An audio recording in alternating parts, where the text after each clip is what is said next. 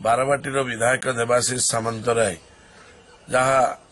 एक अभनीय परिस्थिति सृष्टि की नहीं सोशल मीडिया रे जो भाव चर्चा चली आलोचना चली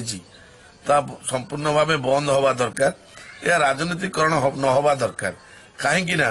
मान्यवर विधायक दुख प्रकाश करिसेंती क्षमा प्रार्थना तेणु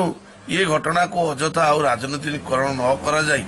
भविष्य में आम जो मैंने अच्छा सचेतन नागरिक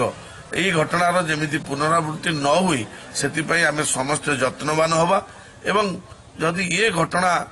पुणी थे पुनर्बार कौटी है से आम जहाँ किसी कार्यानुष्ठान नेले भल हम किंतु विशेष भाव में कहवाक गले जेहेतु जड़े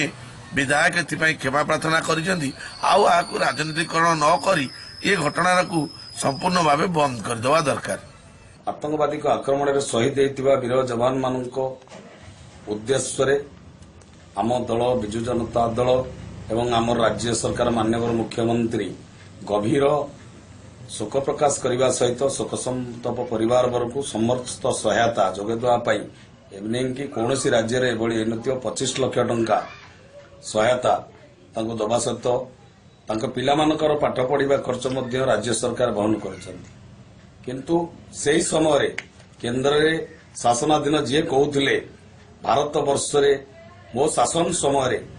गोटे भी आतंकवादी आक्रमण कराइदेवी ना भारत वर्ष ये 4.5 वर्ष टपीगला आतंकवादी आक्रमण जे वीर शहीद जवान मान सुरक्षा दे पारना देश में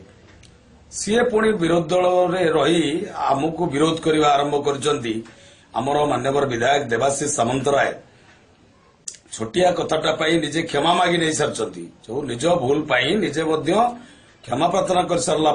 नहीं अजथा राजनीतिक तुम्बी तोफान जो चली ठीक कथा नुहे ये आम देशात्मक बोधर कथा नुहे देश को भल पाउवा लोकर कथा नुहे ये आतंकवादी आक्रमण में शहीद होता दुखद घटना जितेबाला सारा भारत वर्ष विश्व स्तब्ध होती भारत जो आक्रमण को नहीं एठी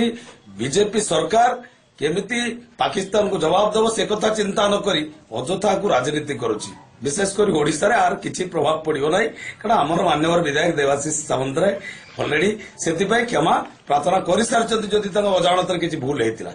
तेणु ताकू नहीं अजथा राजनीति न करने आम नवेदन करूँ एवं सेपटे केन्द्र शासन सरकार को कहतु तुरंत पाकिस्तान ठार बदला नो आम शहीद मान सेपटे आतंकवादी